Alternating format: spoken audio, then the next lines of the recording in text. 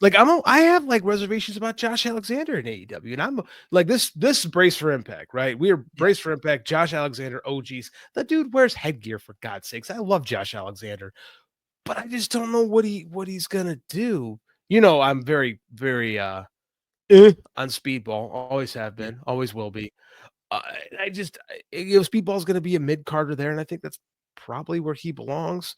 right. But with Jeff Cobb, it's like he's really good in the ring. He's very bland as far as like a personality outside of it goes. So I don't know how he fits in AEW. Like at least in WWE, they'll give him a script, and they'll figure out like he'll probably like I said, they'll probably stick him in the bloodline or put him in NXT or something like that. I Yeah, just don't think WWE I don't think AEW needs Jeff Cobb. yeah. No, I feel you. Josh Alexander showed up on the My Little Pony Wrestling over the weekend. MLP Maple Leaf Pro. So the big main event of the evening was Bram versus Baron Corbin for the Woof. NWA title. I just want to say that if Scott D'Amore comes across the border, we should ship him to Guantanamo for real. Like, what are we like? Come on, man. It's like what are we doing, Scotty? Like, how dare you book that? That's the best you can do in Canada. Those are two Americans, by the way, and they're supposed to be a Canadian company, and they got two like shitheads in their main event. I wasn't prepared for that. I almost died. That was really good, actually, Mike. That was really good. Uh, Yeah, I don't know, man. Is like what is Maple Leaf Pro? Is it a real company? Is this just Scott Demore playing every couple months? I don't even understand what it's supposed to be at this point. so he actually did an interview with Garrett and Dave, and he said basically that they're right now they're just getting the hours of matches and stuff, like getting just a ton of footage together in hopes of selling it to a network in Canada. Like that's what they're trying to do. They're trying to become the CMLL of Canada, right? Or the New Japan of Canada. Except for they don't want to come. CMLL would be more the comp because they don't want to come across the border because they know once they come across the border, then they're competing with like they're being subsidized by AEW right now, right? Because AEW is like sending their talent there. And Sure. so they're trying to become a subsidiary or whatever you want to call it of AEW to where like he can use their talent on their off days. And so once he comes across the border, he might not be able to do that. So he wants to stay in Canada. And so, it is what it is. I don't know if it's going to work. I mean, I hope the best for Scott. I think he's a good dude. But I think if anybody ever thought that he should book Ring of Honor, you should see what he booked this weekend and realize maybe that's not a good idea. I don't know if I think Scott Demore is a good booker. He was, I mean, but then again, he wasn't really booking TNA when we were or Impact when we were doing the show, right? When he was running things, he was just kind of like the guy in charge, and he had Yeah, people it was. underneath him that were the booker. He was like Watts in Mid Yeah, South. TNA has always been kind of like they have a committee, and Yeah. then everything has to run through him though, because he was in charge of everything. Mhm. So Jimmy Jacobs and RD Evans's like worst tendencies, they made it to TV, and part of the reason is because they worked Scott, and they kept him on TV. Like, oh, you're a great TV performer. Maybe you should be like our on-screen authority figure. And so he was like BQ calls him Scott the headset because he was always had a stupid fucking headset on, berating the talent, always putting himself over. And they, they worked him, and then they got all their bad ideas on TV. That's Scott for you. I used to compare that era of Impact Wrestling to the Muppet Show. It was a Yeah, wrestling show about people trying to make a wrestling show, and Scott Demore was essentially Kermit the Frog in the yeah, original Muppet Show, the guy trying to make sure the show goes off without a hitch and trying to deal with all these lunatics. Like, if you ever watched the Muppet Show and then watched an episode of Impact, the format and structure were identical. So yeah. It's like Scott trying to write a wrestling show while it's happening. It's so while it's funny. happening, yeah, trying to put out fires Yeah. while it was happening. I remember my favorite Scott Demore thing was like he would not let he would not let Josh fight Moose. And we thought for months that Josh was that Scott was working him, he was protecting Moose, and it turned out it was just a plot hole. Yeah. They just had this idea and they didn't know what to do with it and they just never finished it. Yeah. So like at some point, like Scott should have turned on Josh, but they just never got to it. It would And have made so sense. It would yeah, have made King of sense. North. Remember Russell House? I might have you banned for bringing up Russell House. I don't like. So when so you might not remember this. When Kenny Omega won the AEW world title and they announced, which by the way was facilitated by an article that I wrote for Yeah, WrestleJoy for the record. Um he announced, "Oh, you have to see what happens on Impact." Yeah. And Impact had its like, and this is back when Impact was hard to find. Like Yeah. you had to like, what was it on Pursuit at the time, or was it on? Was it on It Fight? was on no, it was on Access at the time, but It they was were on also on Twitch. Twitch was And where they were everybody watched. co-streaming on Twitch. Yeah. And they did their best number in that era ever. And people were like, what the fuck? Because they gave us Wrestle House. The worst of the Yeah. worst of, of that era. Like it was this god awful, like the real world with pro wrestlers trying to be funny. And it was as brutal as you can imagine being. It was so fucking terrible. It was so bad. They ended up redoing it like a couple years later, but I it was remember. like with Johnny Swinger and like Mhm. because Johnny Swinger's so funny, I did laugh, That's but I funny. was like, it's like I'm embarrassed to watch this. Johnny Swinger is one of those guys that you could put on television and you just laugh at him because he just oozes charisma and he's so goddamn funny. Even when he's not trying to be funny, he's just one of those guys. I enjoyed Swinger. Those were Johnny always Swinger like legit has comedic timing, and not legitimate. everybody has that. No, he's like so often pro wrestling tries to make shit funny with people that aren't funny. Watch any WWE television show over the last 25 years.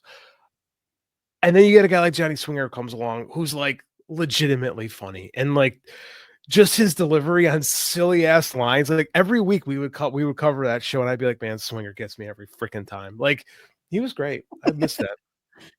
Yeah. Just a couple more things and we're gonna get out of here, and then we're gonna head to overtime where JD and I are gonna talk. We're gonna talk my unbelievably perfect, undisputed. I don't think JD is gonna have a single argument against my top 10 heel turns of all time. I think it's just gonna go smooth. He's not gonna shit on it one bit. I think he's just gonna agree with everything I say. I'm pretty sure that's gonna happen, but that's coming to Patreon, patreon.com/the Mike and JD show. Just quick notes. We don't even need to get into it because I think we've talked to Ray Phoenix and Malachi Black ad nauseum. Talked about But last week too. yeah, they're headed to SmackDown. There were some vignettes for both of them. So there you go. Yeah, look, good for them. Hopefully they're happy. Yeah, hopefully they're happy. I do think I do find it curious that Ray Phoenix going to SmackDown, Penta's on Raw. Looks like they're gonna keep them apart for a little bit. So I didn't expect that. So should be That's a choice. Yeah. And lastly, my Patreon right now is my sacrifice review. I'm going to of that for YouTube. I did some other stuff on there, but the sacrifice review is coming to YouTube. I just want to say TNA had their first cage match in like 6 years, and dude, they had the most rinky-dink fucking cage I've ever seen in my life. It's like they ordered a cage off of Temu, and it didn't fit the ring. It didn't fit the ring. So they measured it wrong, so they ended up having to cut another like part of of a fence out, and then like attaching it to it. And then you had Leon Slater do a 450 swanton bomb He didn't die. from the top of it. It was pretty incredible, by the way. Like that kid is awesome. If you have not seen Leon Slater, go check him out. He freaking rules. He's great. But I was like, this brother's gonna die, right? Because the cage is just so wobbly, shoddily made. God Illa made the joke. He goes, I think somebody in El Paso is missing a fence right now. It was like that bad. But they did over 3,500 both nights. So big business for them. Sell out crowds both nights. I did a great job, but I just want to make fun of the cage. So everybody go check out my sacrifice review. Also on on that same match, Elias or Elijah came to the ring on a horse. JD, you got to see this clip. It's the fucking funniest clip of all time. I was like, this is kind of like a badass move. Like this dude's coming out on a horse and he's got his guitar and he's like trying to sing, but he can't get the horse to move into the spotlight. So they turn off all the lights and got this big spotlight. And you got Elias on the horse, but all you can see is like the horse's hooves and like Elias's leg because he can't get the fucking horse into the spotlight, right? And so like he's like starting to sing a song, and like TNA eventually goes, fuck it, let's just turn all the lights on. So then they had to like turn all the lights on, like pivot, and he ends up riding the horse all the way to the damn ring, and that turned out to be cool. But the beginning of it is like a perfect TNA moment. They couldn't get into the spotlight. That's great. Yeah, oh, but that was a cool moment. Everybody go. I know some of you guys don't listen to my TNA stuff, so I'm just gonna give you stuff to watch. Tessa Blanchard versus Lady Lee turned out to be really good. Great match. Tessa is better than anybody's ever going to give her credit for. And when the girls are in there, when the women are in there wrestling Tessa, they hit Tessa a little bit harder, which makes the match much better. So you can probably understand why they hit her a little bit harder. But and she hits them right back too. So the matches are fucking stiff. So I thought that match was really good. Mike Santana versus Mustafa Ali is awesome. Of the week, I would say. I thought that match was fantastic. And there was a Lucha Libre match between some NXT guys and the Rascals and Ace Austin. So that one was pretty good. So everybody go check that out. Full Sacrifice review coming to YouTube tomorrow, but it's on Patreon already, patreon.com/the Mike and JD show. But guys, thanks to everybody for being here. Sorry, we're on an odd Monday night. We had a loose format going. Thanks to everybody in the chat, even you haters in the chat. Haters.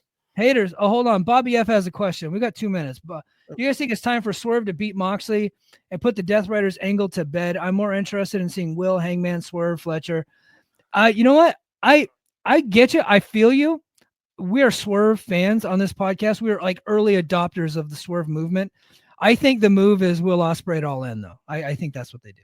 I think it's time to put the title on Swerve right now and do Swerve versus Ospreay at All In. That's okay.